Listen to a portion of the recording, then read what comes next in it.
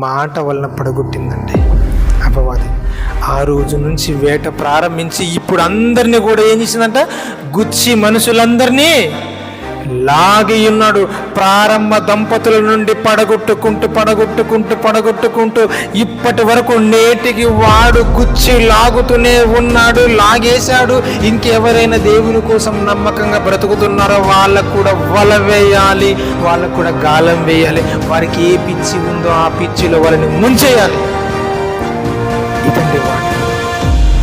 ఇదంతా చూసిన దేవుడు నా పిల్లల్ని నాకు కాకుండా చేస్తున్నాడు. ఇక నేనే యుద్ధంలోకి దిగాలి, యుద్ధ రంగంలోకి అడుగు పెట్టాలి, వేటను ప్రారంభించాలి, వేటగాడిగా నేనే మారిపోవాలని దేవుడు ఆలోచన చేసేసాడు. వేటగాడిగా మారిపోయాడు నిజంగా.